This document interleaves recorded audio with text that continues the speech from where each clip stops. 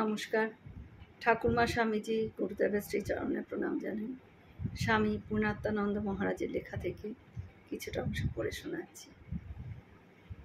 শ্রীমা ছিলেন স্বামীজির চোখে সনাতন ভারতবর্ষের প্রতিমূর্তি, ভারতবর্ষের প্রতীক বিগ্রহ। নিবেদিতা তখন miss Margaret Noble, miss MacLeod এবং মিসেস অলিবুল ভারতবর্ষে এলে স্বামীজি তাদের বাগবাজারে শ্রী শ্রী মায়ের কাছে নিয়ে গিয়েছিলেন।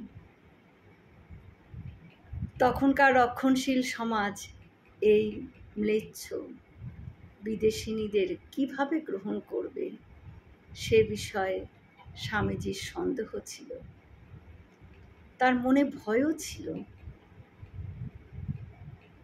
শ্রীমা তাদের কিভাবে গ্রহণ করবেন, কিন্তু স্বামীজি সবিস্ময়ে ও গভীর আনন্দের সঙ্গে দেখালেন।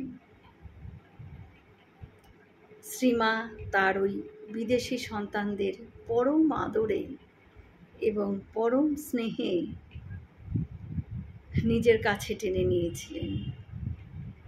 স্বামীজি এ সম্পর্কে স্বামী রামকৃষ্ণানন্দকে লিখেছিলেন, শ্রীমা এখানে আছেন, ইউরোপিয়ান ও আমেরিকান মহিলারা সেদিন তাহাকে দেখিতে গিয়েছিলেন।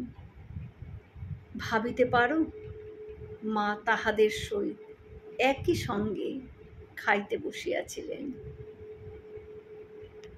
ইহা কি অদ্ভুত ব্যাপার নয়?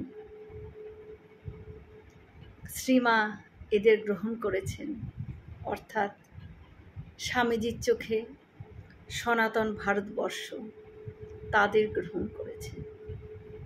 এই উদারতা ওই যুগে একজন অশিক্ষিতা রক্ষণশীল হিন্দু বিধবার পক্ষে অকল্পনীয়। কিন্তু শ্রী শ্রী মা যে ছিলেন অতুলনীয়া, তার তুলনা তিনি নিজেই। সেই অতুলনীয়াকে জগৎকে চেনালেন তার অতুলনীয় সন্তান। শেষ দিকে একদিন মাকে প্রণাম করে স্বামীজি বলেছিলেন, মা, এইটুকু জানি শুধু, তোমার আশীর্বাদে আমার মতো তোমার অনেক নরেনের উদ্ভব হবে, শত শত বিবেকানন্দ উদ্ভূত হবে। কিন্তু সেই সঙ্গে আমি আরও জানি, মা, তোমার মতন মা জগতে ওই একটি, আর দ্বিতীয়টি নেই। জয় মা সারদা।